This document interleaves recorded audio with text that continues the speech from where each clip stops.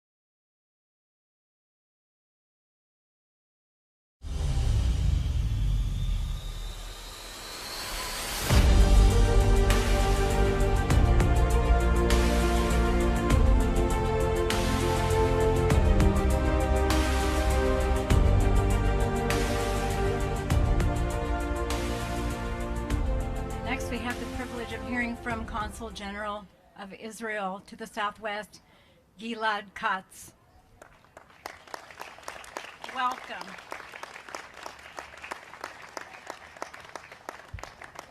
Thank you to you all. Just one second, I prefer this. Allow me to speak about a topic that may be a little not PC, but I think this topic is important for all of us to understand the impact that the Holocaust had on the Jewish people. Today, 2021, in the entire world, there are around approximately 14.8 million Jews. The last time there were 14.8 million Jews was in 1928, meaning 97 years ago. After 97 years ago, we got to the same number. During those 97 years, humanity has increased from around 5 billion to 7 billion. And the Jewish people, as I said, are now only 14.8 million people. Allow me to say to give two more examples, number examples with Jews and numbers. We all know that in the Holocaust, 6 million Jews were murdered, butchered. But today, unfortunately, the number 6 million is abstract. We don't really understand what 6 million people mean. So just to get a sense of the number, every minute during the Holocaust, from 1940 to 1945, 5 years, every single minute, 2 Jews were put to death. Every minute, 2 Jews. That is something that we just can't comprehend. Another example that shows you the problematic of us understanding the numbers is that out of those 6 million Jews, 1.5 million were kids under the age of 18. 1.5 million kids under the age of 18. Today, 14. Today, in Israel, under the age of 18, there are less than 1.5 million kids. 2021, Israel, less than 1.5 million kids, almost 80 years after the Holocaust. Where does that take me? What is my conclusion? As the representative of the State of Israel, my personal conclusion sums up into two words: might and right. Unfortunately, before the foundation of Israel, we didn't have the might. We just didn't have any might. We were right, but that didn't help us. We didn't have the might. But being mightyful is not enough. One has to be also righteous or right. The combination of might and right, I think that is what the State of Israel symbolizes. The alliance with the great state of the United States symbolizes, and that is also what symbolizes democracy. Understanding that the might is not enough, you have to also be right. I would like to thank Rosalie, I don't know where she is, and all the organizers of the March of Remembrance. I arrived here 4 years ago. I've never heard, I have to be honest with you, I never heard about your organization. But during the last 4 years, I got to know Rosalie and I got to know the organization. And this is something that I'll take with me to the rest of my days. Your organization is extremely important for your members, but also for the climate. The society climate, it's extremely important, and most important, it is important for the next generation. The next generation must see and learn from your knowledge, your determination, and I truly thank each and every one of you. This coming summer, I'm ending my tenure, so this will be my last time I'm taking part in your March of Remembrance. But as I said, you'll be with me in my heart until the day I die, and this I see is my own precious present that I received from you. So thank you very much. Toda rabba. Am Yisrael Chai.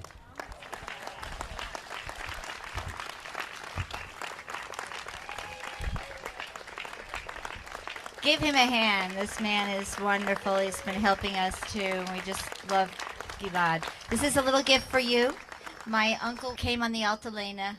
He was a Holocaust survivor, and he was one of the first ceramic artists in Tel Aviv.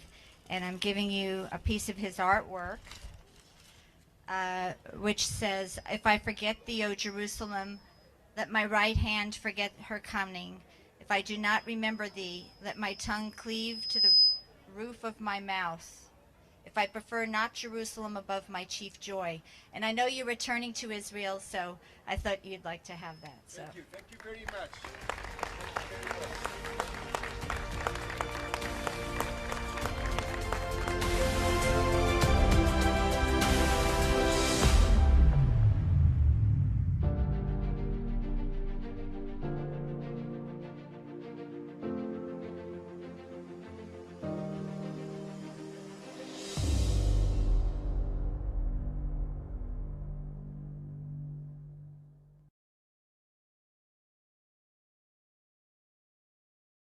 We're with Timberwood Middle School, and we had our middle school kids get these rocks made for us with the names on here, and they created them.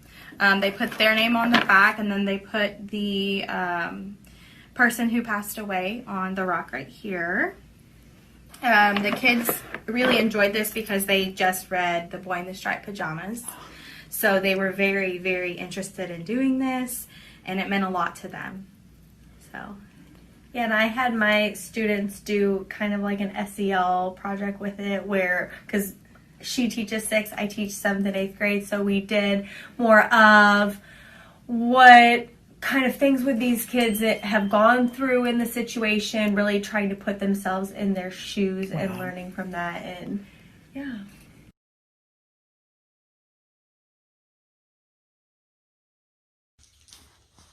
Hi, I'm Julie Wimberly. I'm the counselor at Bear Branch Elementary School in Kingwood, Texas. And my whole school was privileged to be able to work on the Upstander Stone project this past school year. We were able to go into the classrooms, teachers facilitated lessons about being an upstander and just being able to press into a situation when someone isn't being treated fairly or kindly.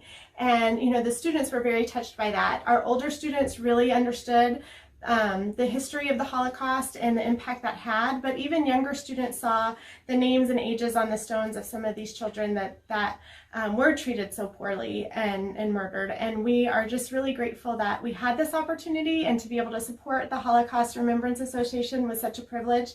And we're very grateful for Bethel and her team of volunteers who supported us so well through this whole project. Being able to have the materials provided to us and be able to roll it out so seamlessly was a great help for a campus as large as ours. We had over 600 students who were able to paint rocks, and we just can't wait till the garden comes together so the kids can go visit and have that full experience, the full circle of being able to support a project, but then also to see the final results of their work. Thank you so much. Thank you.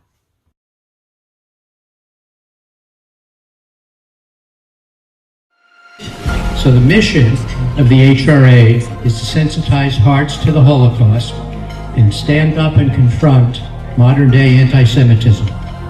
And when there are places like the Garden of Hope in Kingwood, Holocaust Museum Houston, and people who are able to tell their stories, people who are able to share, then we fulfill that motto, never again. Israel was in a war on 7 fronts, 7. And it didn't look so great. Do not worry about the IDF, 7 fronts. They got this handled. We are losing another battle on the college campuses, on the social media, in the public square. The spirit of hatred towards Jewish people in Israel, and to raise upstanders and not bystanders. You guys on board? Remembrance is a biblical commandment. We are supposed to pass on memories to future generations. But we also need to be responsible to act at this time we are living in.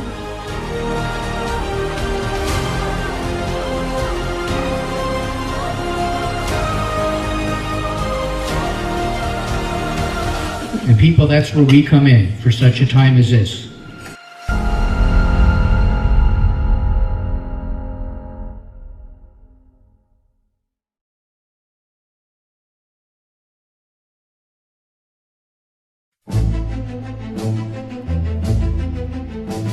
We are one march of over 350 cities. So we're part of a bigger movement here to make a public stand against anti-Semitism.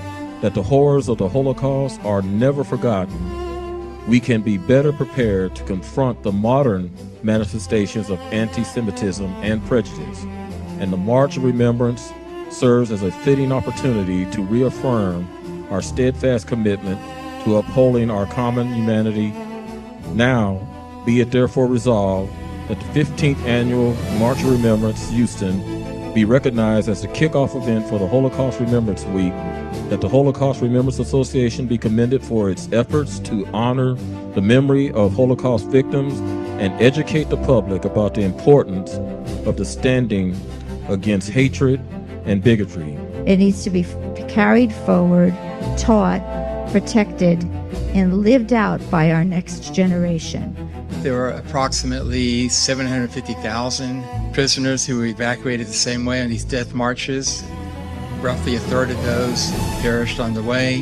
It's a sign of connection, and it's also a sign of choice. Those men and women and children who did that march, many of whom did not finish it, they had no choice.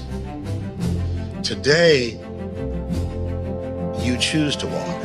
Never again was never meant to be a slogan that we repeat once a year. It was meant to be a line drawn in the sand, a call meant to jar our conscience when we see the sins of the past repeating themselves. Recent events, including the atrocities of October 7th, remind us that anti-Semitism is not confined to the history books. It remains a present danger, and it requires a response. And this is signed by me, Charles Cunningham, the state representative. Greetings from the governor of the great state of Texas, Governor Greg Abbott, and our Lieutenant Governor Dan Patrick, and the Speaker of the House, Dustin Burrows. If people don't believe in miracles, I do, because I am a miracle. I survived, and that's why God been with me and let me survive, so that I could help my fellow Jews. You've heard me say before, in order to know where you're going, you have to know where you come from. And with that, we say never again. May God bless and keep you. Thank you.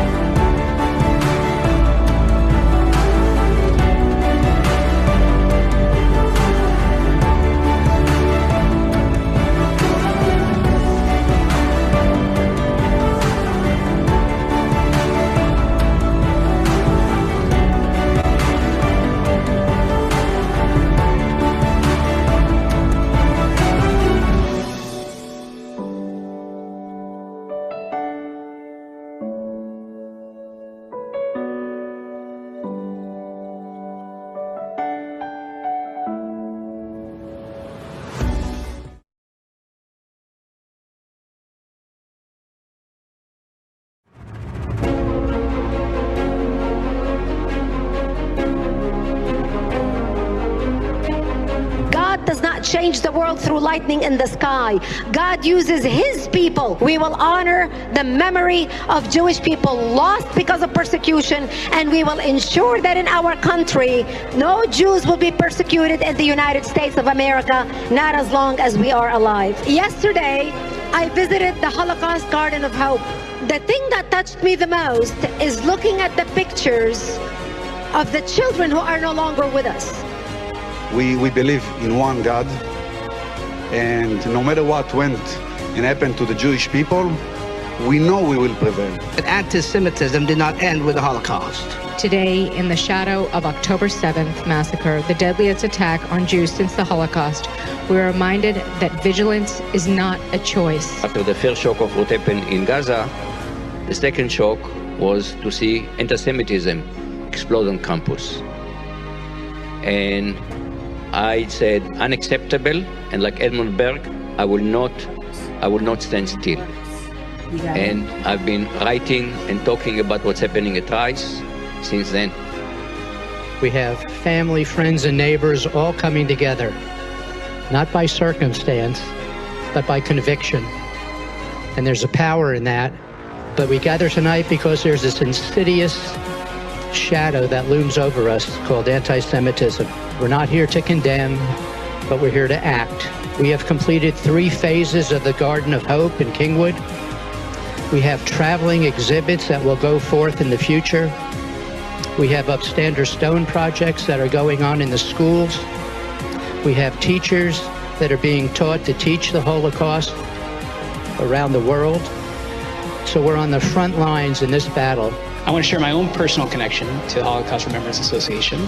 It wasn't but too long ago that my wife, Shana, and our beautiful 4-month-old son, Ronen, visited the Holocaust Garden of Hope.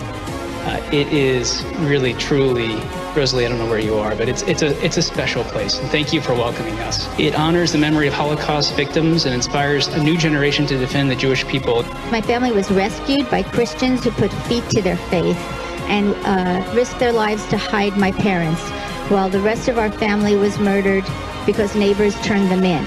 Descendants of survivors, our job is to keep telling the story. 95, 1, 2, 3. 10,000 goes 1, 2, 3, so. Making your way into the theater and enjoy it, and thank you. Thanks to all the volunteers, and thank you, our special guest.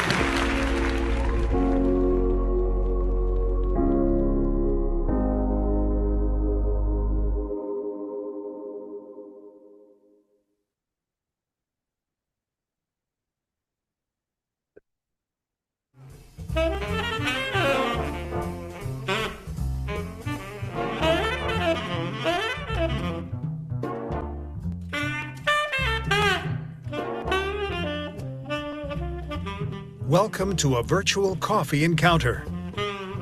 Brought to you by the Holocaust Remembrance Association.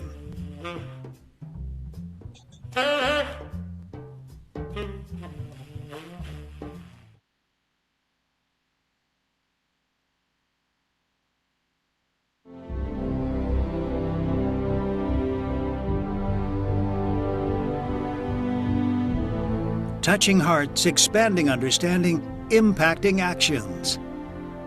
The vision of the Holocaust Remembrance Association is to see the world inspired to stand in solidarity against persecution, prejudice, and indifference. Discover, learn, and partner with the Holocaust Remembrance Association's many initiatives by visiting www.hra18.org. Come back for free refills and meet friends like these, whose stories will touch hearts, expand understanding, and impact actions. Share the link with friends. Discover Holocaust Remembrance Association's virtual and live events at www.hra18.org.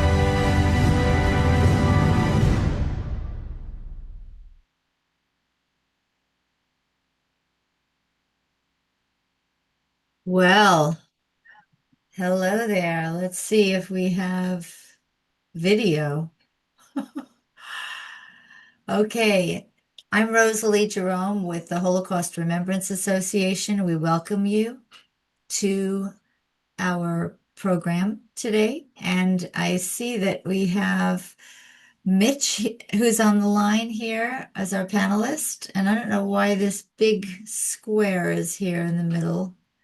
Hopefully you guys can see us. Let me see something here.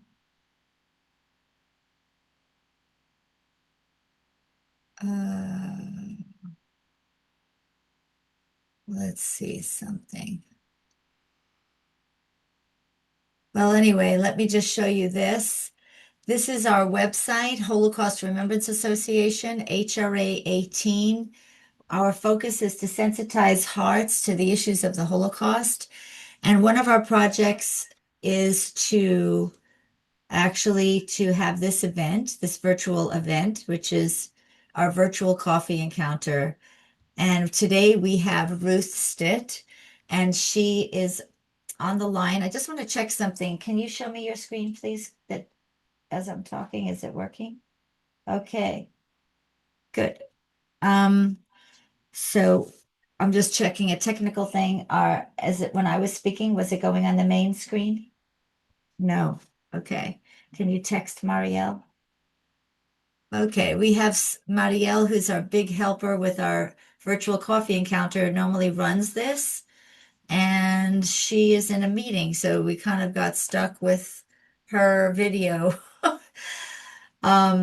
showing a lot instead of what we want shown. In any case, I might have to see how this works with Ruth. Will be able to share her PowerPoint with us. But in any case, this is Ruth. She is going to share with us today. This is some of our things that we do. We also have the Holocaust Garden of Hope, which is in Kingwood, Texas, a super suburb of Houston. And this is our virtual website to the garden. And you can actually visit the garden. When you go here, you could go take a virtual tour. And actually, if you live too far away and you can't come to Houston, Texas, you can visit the garden virtually this way and learn in that manner. So I just wanted to show you some of the things that we do besides our virtual coffee encounters. And also, we have our Upstander Stone project. And I usually like to dedicate, this is a project that we have in the schools. We hope to have 1.5 million stones painted and put into the Holocaust Garden of Hope and other locations. If you live near us, you can get these bags for free. Otherwise, we have to mail them to you, and it costs a little bit. But we are remembering the names, rescuing the names of children who were murdered during the Holocaust, and through this art project. So I'm going to stop sharing. And there we are back to our normal screen.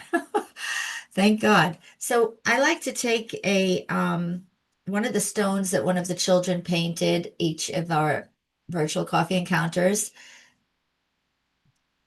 This is, the Holocaust, there was 6 million Jewish people killed, 50 million civilian. I mean, a lot of people killed, but specifically targeted were the Jews for a genocide. And Faggy, so I'm going to dedicate this particular virtual coffee encounter to Faggy Gross. She died at the age of 6, so just in Auschwitz. So we're going to dedicate this. We're going to remember Faggy today. How many 6-year-olds do we know? Our grandchildren. And the person who painted it was a little person. They did a shark. I think that's a hammerhead. And it says, "Be bold." And we are asking you today, after hearing the stories from Ruth and her family, to be bold and to be an upstander. That's the goal of everything we're doing. So I have Mitch here, my husband, Mitch. Babe, you want to say hello? Hello, welcome. Good to be here. Good to see you again, Ruth. And of course, we have Ruth, who's our special guest. You want to say hello? Hi, glad to be here. So we usually lift up it's a virtual coffee encounter. Mitch, I hope you have your coffee cup. I haven't, I chose to get my really weird cup that was given to me to show that we're all imperfect, but we can get better. So this is a l'chaim. Let's do a virtual coffee l'chaim. That thank goodness that there were survivors, there were rescuers during the Holocaust, and there were people who tried. So we say to the past, the present, and the future, we're raising up rescuers and upstanders during these present day rise of anti-Semitism. So Ruth wrote this book. When the World Was Broken, she has written more than one book. I'm going to read her proper intro to everybody. And Ruth is an ordained minister, licensed professional counselor with more than 30 years experience as an educator, a musician, and author whose life's work has focused on healing, discipleship, scripture, and helping people process suffering and trauma through faith and wisdom. She has taught psychology and human development, supervised counselors, written extensively on spiritual and emotional healing, and authored books including Scripture Comes to Life, which actually is her website, which you'll see it throughout this event. At the bottom of her screen, Scripture Comes to .life is her website. Scripture Comes to Life in Caring for Souls. So for those of you who are caregivers, she helps you with this burden bearing that you're doing. At the Holocaust Remembrance Association, we often say remembrance is not only about learning history, but it's about becoming witnesses, confronting evil honestly, healing brokenness, and choosing to live differently. Ruth's writing explores many of these same themes: suffering, resilience, spiritual growth, restoration, and how God's truth speaks into humanity's darkest moments. Her reflections on faith, trauma, healing, and moral responsibility connect naturally with Holocaust remembrance, because remembering the stories of the past invites us to become people of compassion, courage, and hope for the future. So please join me in welcoming Ruth Stitt as she gives us a little explanation about her book, which is When the World Was Broken. Was broken. It's still a bit broken, right? But we're working on it. Well, thank you, Rosalie. So this book came about. I started working on it a couple of years ago, but it is based on some letters that I have in my possession that were written between my paternal grandmother and her 3 Jewish cousins in Berlin when Hitler came to power. So the first of these letters came to her in Bridgeport, Connecticut in 1938. And then it started a correspondence that went on for about 5 years as they were trying to find a way out. And she was trying from America to help them find a way of escape from Nazi Germany. So my aunt, in around 1992, she came to visit my father in Connecticut from California, and she was rooting through some boxes in his basement and came across the box that contained these letters, this archive of letters. I don't know if she or my father knew that it was there. They had just moved a bunch of things into his basement when my grandmother Lina died in 1983. But when she discovered that that's what that was, surely she and my father remembered the episode around the letters because they were in their late teens when it happened. But my aunt took it upon herself to sort all of these letters There's various documents, letters from my grandmother to her cousins, letters from them back to her, other friends that got involved in the potential rescue mission. She sorted them chronologically and she bound them in, she made photocopies and bound them in spiral notebooks and sent them to her children and to my sister and me. So this was around 1992, and I've had this notebook on my shelf since then. And it wasn't until 2024 that I had a sudden conviction, having completed my 2 nonfiction books, that it's time to tell this story. Because if I don't tell the story in the letters, it will just be a notebook full of letters sitting on my shelf. And I wanted my children and the world to know who these people were and what happened to them. Well, we're very glad that you're taking them out of the attic or basement or wherever that was. And 1938. So was that after Kristallnacht that this started? Because that was in November.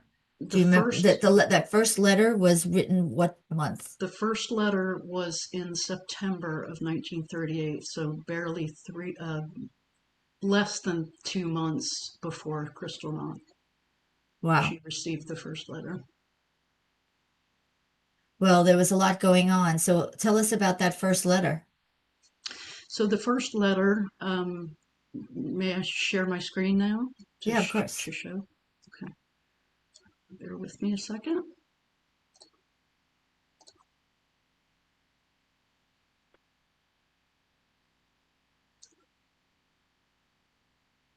Can you see that? Yeah, looks great. All right. So there's pretty cover. I love the cover. My designers did such a great job. So the first letter was a letter from George Zickel, who was one of the cousins. The 3 cousins were Louise, a schoolmistress for more than 30 years in Berlin, who was at that time only teaching Jewish students. George Zickel was a gynecologist in Berlin for many years, and then Anna was the younger sister, and she was a bookkeeper and accountant. So George, the brother, he had searched for the possibility that they might have living relatives in the United States that could write an affidavit of support so that they could obtain visas to come to emigrate to the United States. So this first letter comes to the Jewish Welfare Bureau in Bridgeport, Connecticut, where my grandparents lived, identifying who they were, who their parents were, and requesting help from this Jewish Welfare Bureau to possibly locate any relatives.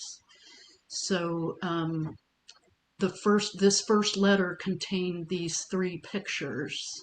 The woman is my grandmother's mother, and then the man is her father, and the little girl is my grandmother Lina. So George explains when they emigrated to America, and I think that they may be living in your community. Can you help me find out if they are there and if they might be willing to help us in our plight? So Did they explain in the letter? Did they explain in the letter the Nuremberg law? All of the different persecutions that they were going through, or?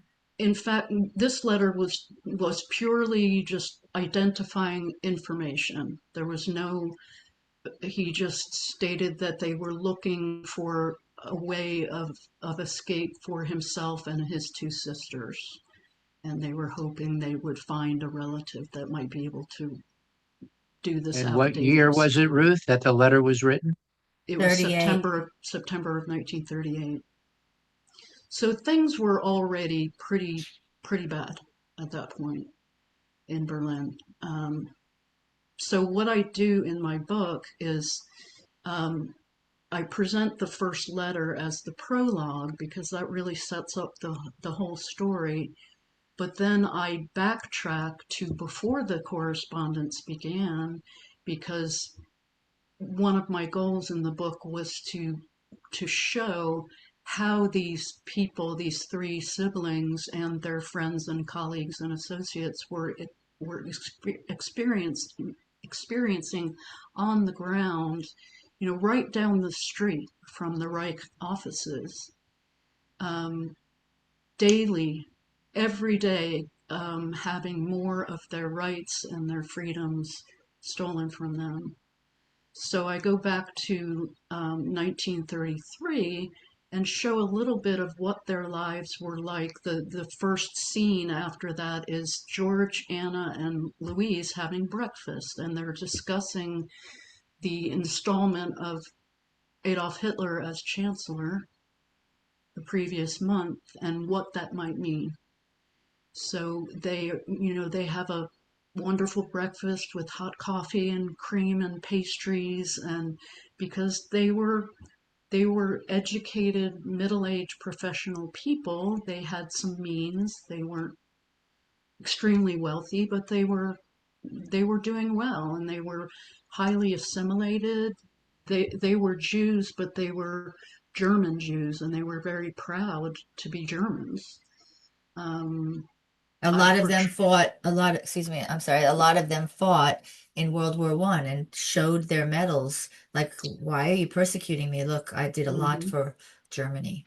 They That's identified more as Germans than Jews, which was a Yes. problem. And I don't know if George served in the German army in World War I, but I did portray him as having done that, and thinking that he might be spared some of the worst of the persecution because of that. A lot of people who had served in the war made that assumption, well, surely they will honor the fact that I fought for my country. They were wrong, of course. So then the next section of the book is The Thief Comes. So Hitler has been installed. It was a year or so later that von Hindenburg died, and he became not just chancellor but Führer and took charge of absolutely everything. So these were just a few of the actions taken just in 1933 to begin making life nearly impossible for Jewish people in Berlin. And that's what it was called, actually. The actions, AKTIONS. The Everything they actions. would come against the Jews. The one with the one here where they're trying to, do you have that in there where they're doing the boycotting of the Jewish stores? That didn't work very well for them because the local Germans really liked their stores being nearby. But anyway, Right. go ahead. So this is just some of the things that most directly affected George, Louise, and Anna immediately in 1933. There's a story of a journalist that came to teach at Louise's school because he was no longer allowed to work as a journalist at a German paper. Her school went from being a girls' school for mixed population of students to a Jewish-only school to accommodate the Jewish children that had been expelled from the government schools. So it happened immediately. 1933 was just a hellish year for Jews in Germany because he didn't waste any time making their lives nearly impossible. I threw this slide in. The Zickel family, that's their last name is Zickel. I have no pictures of them. The only picture I have of a Zickel is of their older brother who passed away from kidney disease in 1932. I have no pictures of Louise, George, or Anna. This picture was provided to me from a German friend in Berlin who sent me some books, and I may get to that a little bit later. But this is a track meet of Jewish schools, and you can see on this sign, this young man here is representing the Zickel school. So athletics were very important to her, and this photo is really significant. It's fascinating, but it's Theodor Herzl's school. Interesting. That was another one of the Jewish schools, because the Jewish schools were, and Jewish citizens in general, were excluded from the athletic clubs. That was one of the things that happened very quickly also. So Louise and other Jewish heads of Jewish schools and the Jewish community in Berlin kind of scrambled to still be able to have opportunities for their athletes to meet and compete. People may not know that Theodor Herzl was the first Jewish Zionist, believing for a Jewish state when he saw in the late 1800s. Right. Late 1800s, he saw the anti-Semitism. Yeah, so there's a little bit of Louise's world and what she was facing. Anna, in one of her letters to Lina, my grandmother, she says that she's worked for the same Jewish company for more than 30 years.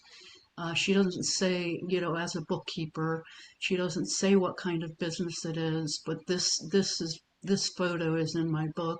This is on the day of the boycott that you mentioned, Rosalie, April 1st of 1933. So I have a scene with Anna going to work and not knowing what was going to transpire that day, that the officers would be outside and menacing and harassing anybody who wanted to do business there.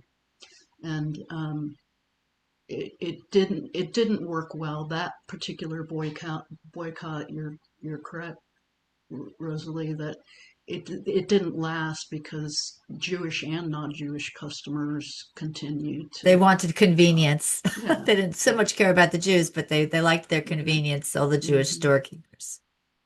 So I made Anna, I made the business a textile business, and then I found this photograph and I thought, well, that's appropriate. So they sold fabrics. So what does it say? Do we know what the German words are? It says Germans. I don't speak German. I know it says Juden at the end, which is Jews. It says something like don't shop. Oh, I think it says German people beware. I think Deutsch, beware. Yeah, don't shop here. Yeah, these are Jews. And then I just included this image. Just the fact a doctor like George, he had in my book he has an Aryan business partner, so that's another thing that he believes and it turns out to be false also, that because he has an Aryan non-Jewish business partner that they might spare his medical practice. But any day, his Jewish colleagues were being harassed. They were being stripped of their national insurance credentials, and just like any, it's like having being credentialed. And I'm a therapist, so I can relate to this. If you're a doctor, you're credentialed with various insurance plans.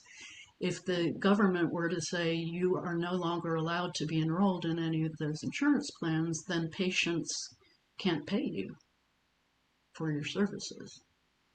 So they also at any point could be rounded up and just sent to one of the camps that they were starting to build.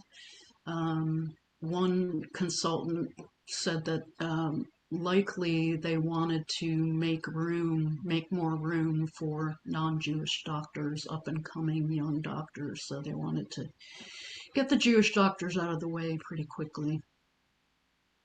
And also, so many people in Germany were not so much into the racial theory of what Hitler was about, but they wanted to keep their jobs, or they wanted to take these jobs that the Jews were now no longer able to have.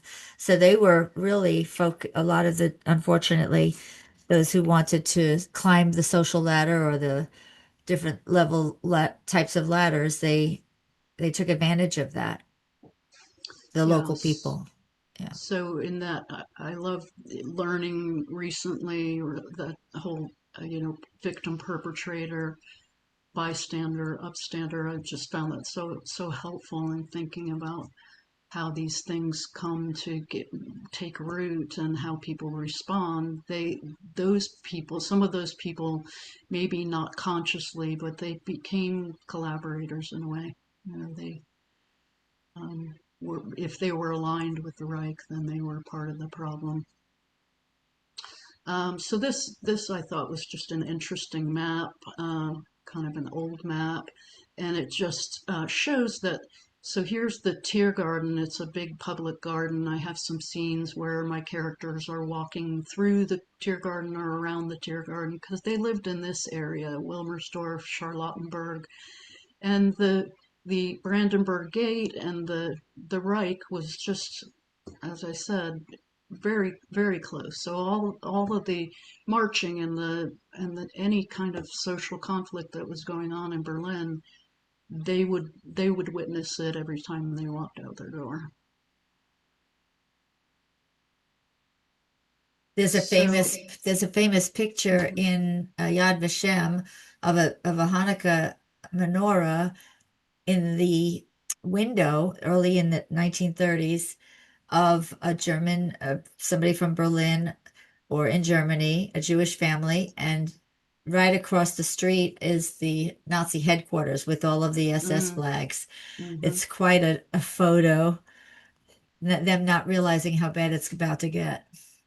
Yeah, exactly. And that really has been my heart in writing this story, is I do want to educate people. I learned so much Holocaust history in writing it, and I have a historical timeline in the back of the book that kind of tracks the actual events, and then as you're reading through it, you can see, well, with this boycott, for instance, you can learn more about that in the outline. But I want, as people who've read the book are sharing feedback, you say, like, I knew that happened, but seeing Anna go through it, or seeing Louise go through it, I understand it on a much more personal level. I never really thought of what it would feel like to be there, So,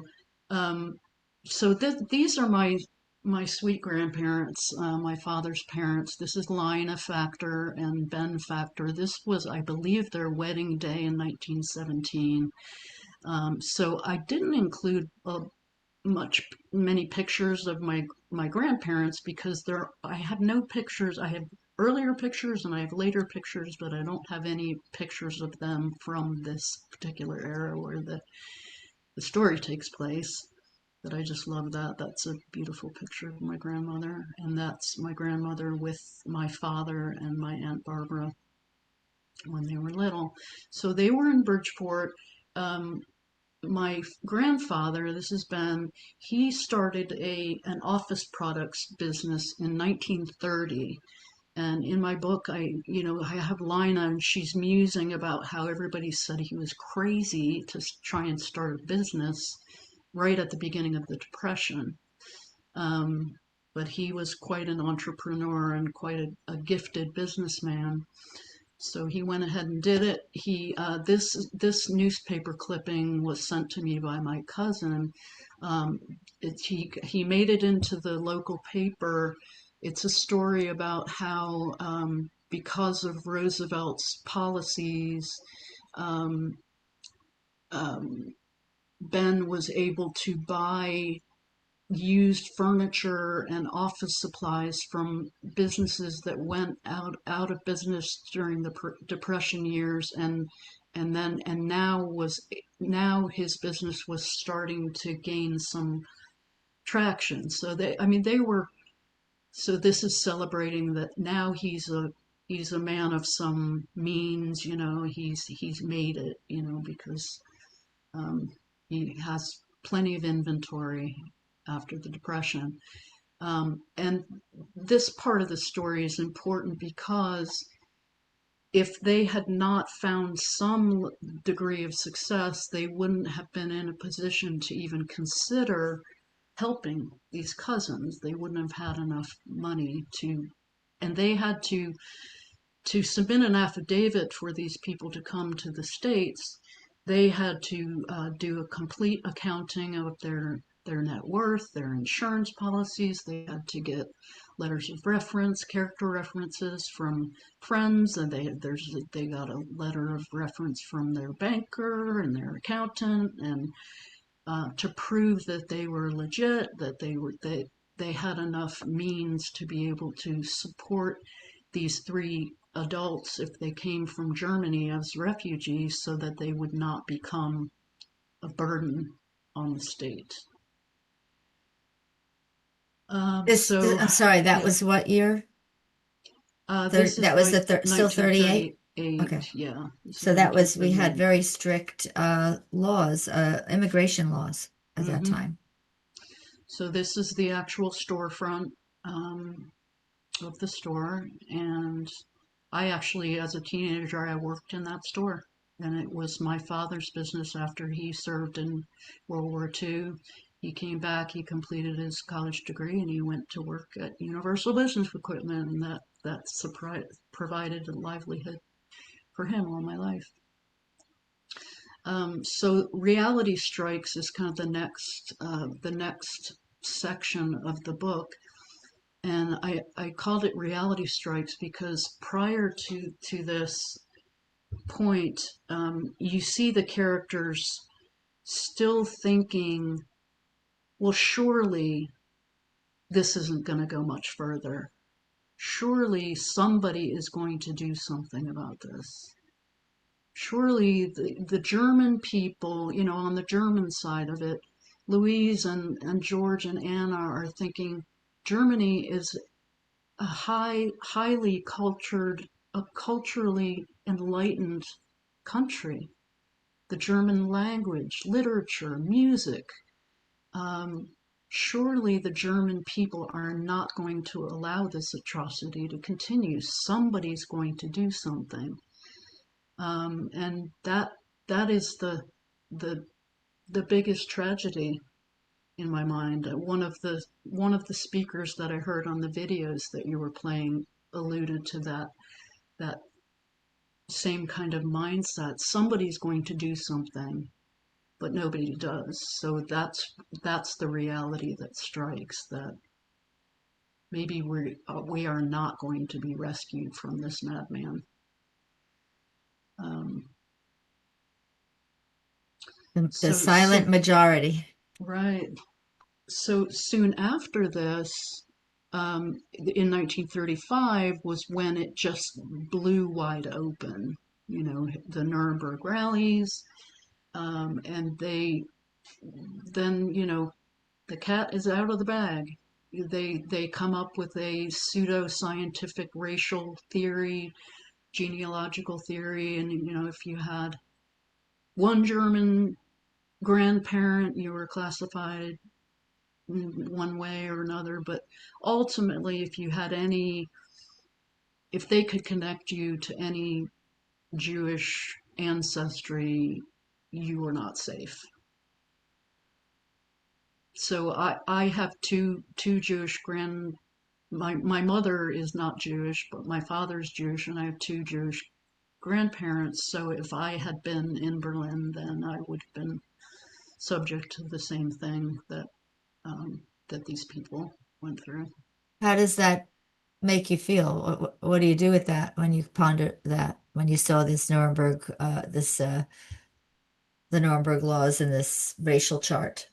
Well, it's very sobering, and it reminds me that I've had every freedom and every advantage in my life to pursue education, to pursue whatever work I wanted to do, to build a reputation, to enjoy the good things of life and have a very meaningful life.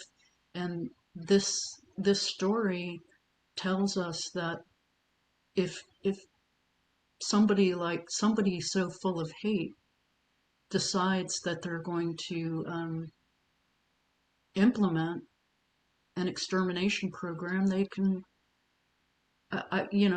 we can never completely take for granted that what we have, you know, because they were not expecting this at all.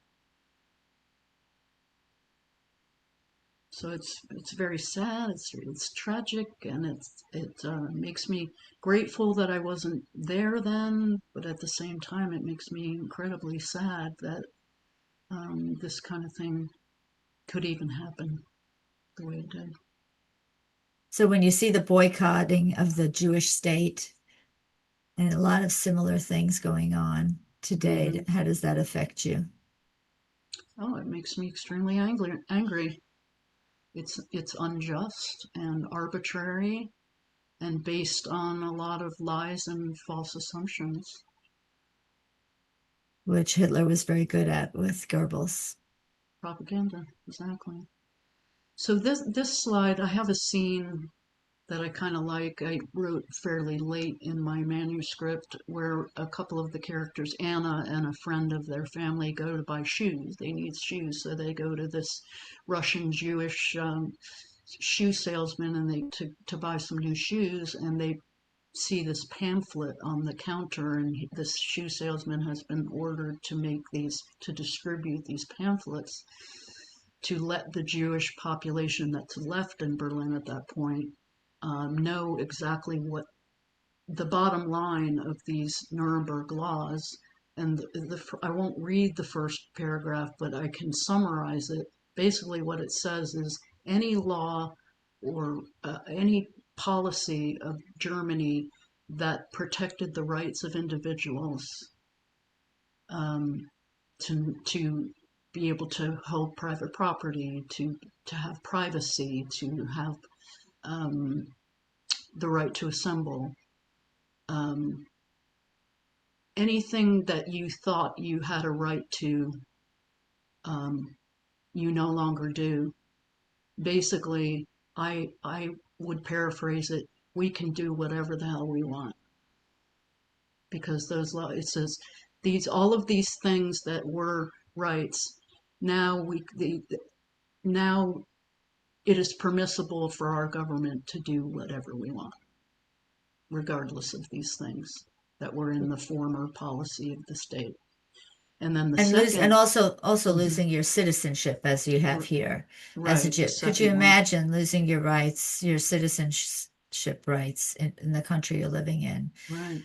We have Holocaust survivor friends that were so happy that were German that I'll mention her name, one of them, Ruth Steinfeld, and I know others in our community here in Houston that are getting their German citizenship. It means a lot to them because they were German Jews and they had no identity anymore.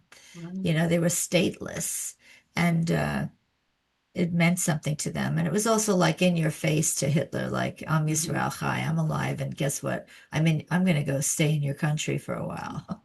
A lot of Israelis are going back to Germany. It's kind of interesting. Taking it back. I'm taking back my right to be called a German. I don't know. If it were me, I don't know if I would want anything to do with Germany. It's tough. It was tough for me to go there to visit, actually. So we are going to be having a little break here for a moment, and then we do want to have people ask you some questions. But before we do the break, I want to make sure that you show a few more things here that are very important for you to share first. Okay. What is that? Go ahead and Okay. This is just the stationery for the company where my grandmother, once she had gathered all the documentation necessary, she wrote this letter to the United States consul in Berlin, accompanying all these documents to verify that they had the means and that they intended to support George, Louise, and Anna if they were allowed to come.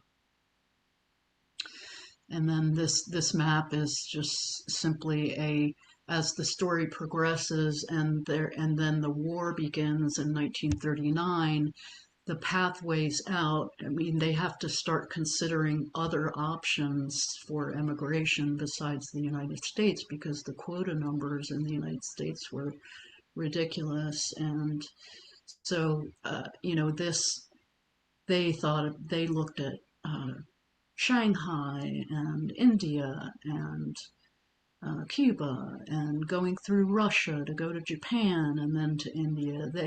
They came up with just so many possibilities, and then they would try to work it out with my grandmother's help. She would take her trips into New York City and meet with meet at consulates and try to get some guidance on it. This whole European, Asian, African landmass was becoming blocked as more and more countries were either occupied by the Nazis or allied with the Nazis, or just so the pathways out became very limited. When I was in Israel a few years ago, I was honored and was given a VIP tour by one of their top tour guides. And one of the main things that I remember most is that the way she explained what your family went through here was like what it's like when your house is on fire. If there's a house on fire, you don't know which room to go to escape to. Right. I mean, in our Holocaust Garden of Hope, we have a story of the authors of Curious George. Here they were in Paris having their honeymoon, good Jewish writers, literature people, and Hitler comes into Paris. Mm-hmm. Thank God they were able to escape to Marseille and get out of there, and America took in a lot of artists and scientists, but not so quick to take others in. Yeah, and on that note, I'll show you. I just had that slide because I want to tell you, if you are interested in reading my book, there is a love story in there. I put one love story in there. So every book should have at least one love story in it. I believe it's as close to true as I could make it. I don't know the facts of it, but the St. Louis. You want to explain? St. Louis, that so this was a ship that left Hamburg, Germany, bound for Cuba. When they got to Cuba, the Cuban government would not allow them to land. So then they went on to the southern coast of the United States. The United States would not let them disembark passengers. They even reached out to Canada. Canada would not agree to take them in. So the ship was sent back to Europe, and at least 254 of those Jewish refugees were killed once they went back to Europe. You might know more of that story than I do. Yeah, that story is in our garden also. We're going to take a little break for a moment. If we could stop sharing for a moment.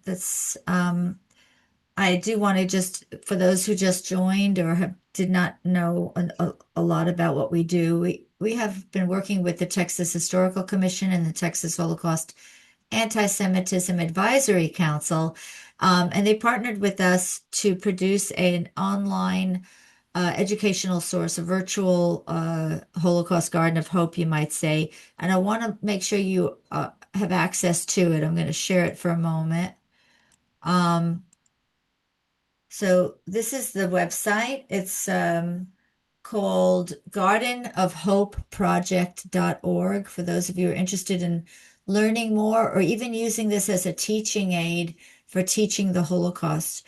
You could read Ruth's book, which is, just to remind us again, the name of the book is When the World Was Broken.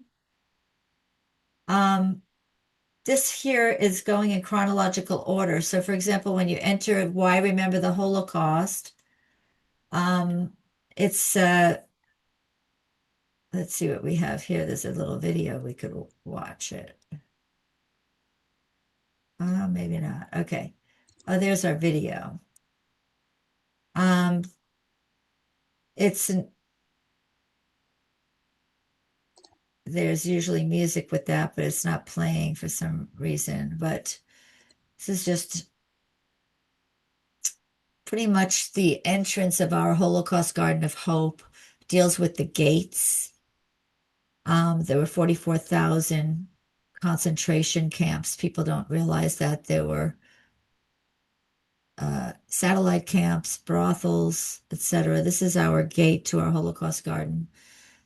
These people can purchase stones and help fund what we're building. And we have pictures of these children. There's 1.5 million Jewish children that were killed, murdered during the Holocaust. And we focus on them and give them their names and all. That's just one part of the website. And basically, you could slowly show this on a large screen to your students, to different people, and tell the stories and teach the Holocaust in an interesting, interactive manner. It's very, it's not boring. It's a very nice site. We put a lot into this. So hopefully you'll go visit it and learn a lot more. Because when you learn about what happened in the past, you can better see the signs of what's happening today, unfortunately. So this is, I just want when she was talking about the 3 different types of people, the perpetrators, different roles that are played in the Holocaust, and silent bystanders. And, obviously we're trying to raise up upstanders or rescuers. So I just wanted to show you that. And also, if you can see that March of Remembrance, Texas, this is what we do is we bring marches throughout the country and also throughout Texas with Nazi descendants who are repentant for what their families did. In fact, we're doing a big march in Israel right now. You can go online to marchofthenations.org and check that out. We do a march in Houston. This will be coming up. It will be our 16th year. And we are going to be bringing it to New Braunfels, a German town, this year as well. And downtown and one in the Kingwood area. But we also do it in Dallas for Texas. But if you want to start a march in your area, you could go to our website, which is hra18.org. And say that you want to start a march, and we'll be happy to help you, or you can be part of ours. So I'd like to open this up for questions right now for those who are online. We do have a Holocaust survivor online. Some of our docents I see. We did have more Moshe Vardy on there, whose family's from Hungary, Holocaust descendant. So if you have any questions, now would be the time to put it in the chat, or I think there's a Q&A area too somewhere in these things. Yeah, there's a Q&A also. But put your questions wherever you like. I know that Mitch, if you could read what Donna Udelman said. She was mentioning something when you were talking, Ruth. Mitch? She made a comment. Unfortunately, the Nazi socialism is now being accepted in today's society across the world.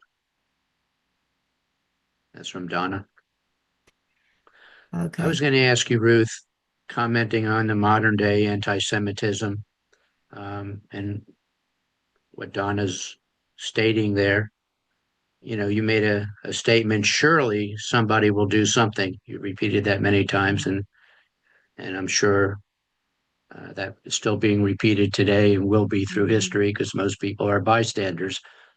But I'm just thinking, just this week alone, I saw pictures in New York, where we know there's a socialist mayor, and I saw Muslims that were praying against this on the sidewalk against the school, Jewish students' school. So they did their daily prayer on the sidewalk right up on the wall of a Jewish student school building when they actually had a mosque 4 blocks away. And, it's a little bit provoking, to say the least, to those children. And I'm just thinking back, the universities, it wasn't too far back where there were no-go zones for a lot of the Jewish people on campus. If they couldn't go past this point, if they would not deny helping Israel, etc. Another example that is in modern day history. And then I'm reading a book by Elise Stefanik. It's called Poison Ivy, and she's a congressperson, and she is writing on the Ivy League schools. She calls it Poison Ivy because of their anti-Semitism in the recent past. And one question she asked when she was the one who brought down MIT, University of Pennsylvania, and Harvard presidents to put them before a panel to see what they were doing to eradicate anti-Semitism.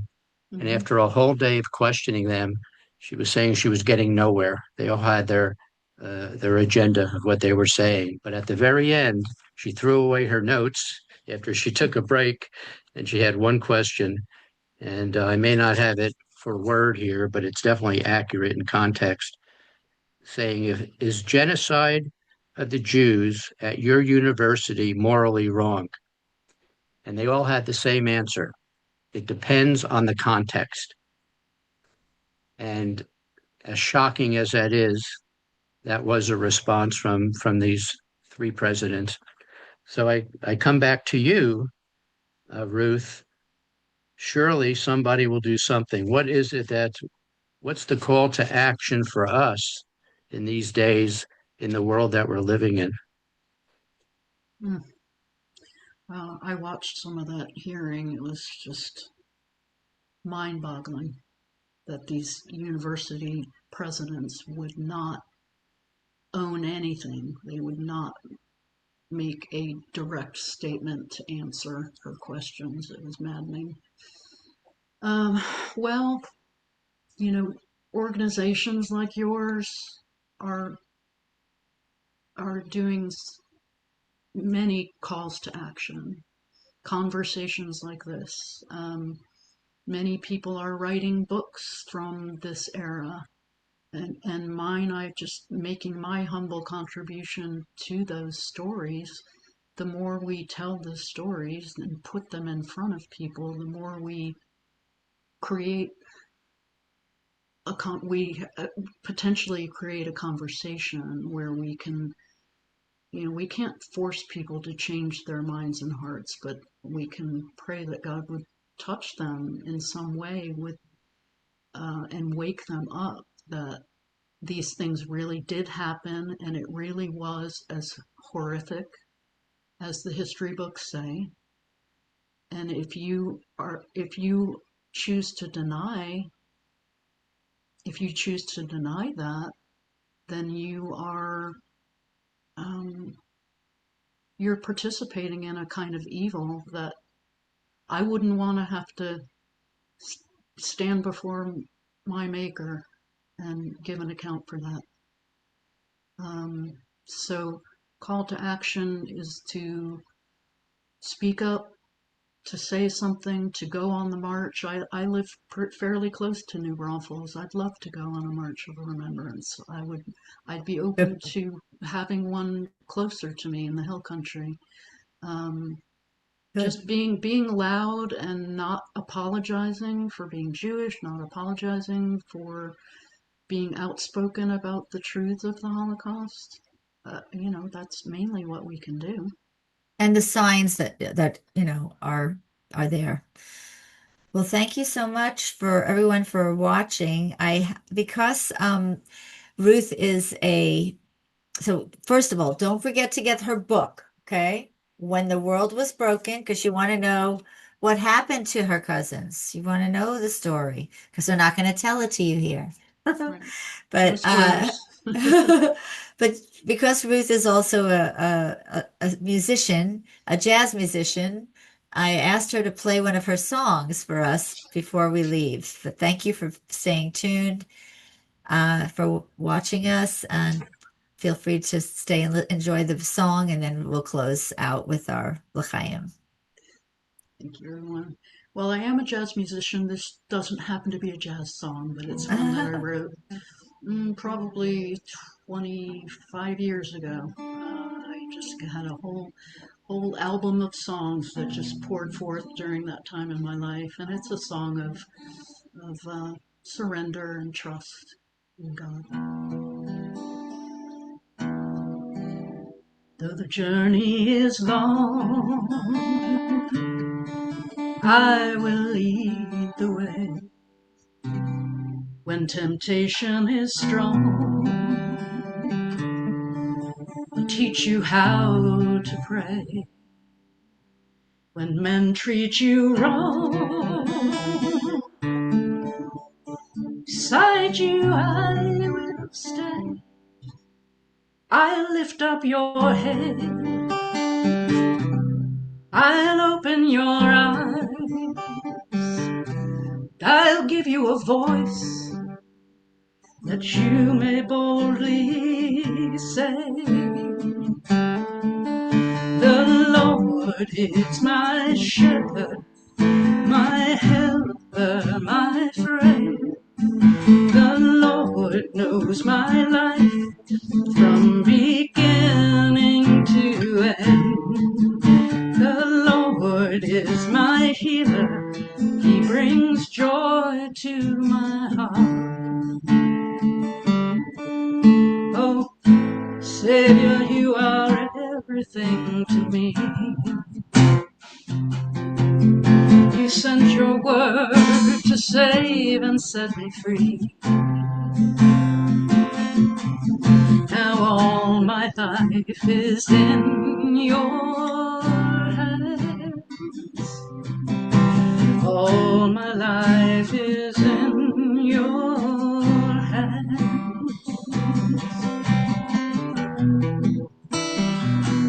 Storms may be raging, I will calm your seas. When you're weak and you're weary, I will hear your pleas. And when you humble your soul, fall down on your knees, I'll lift up your head, I'll open your eyes, I'll give you a voice that you may boldly say, the Lord is my shepherd, my helper, my friend. The Lord knows my life from beginning to end. The Lord is my healer, He brings joy to my heart. Oh, Savior, you are everything to me. You sent your word to save and set me free. Now all my life is in your hands. All my life is in your hands. All my life is in your hands. All my life is in your hands.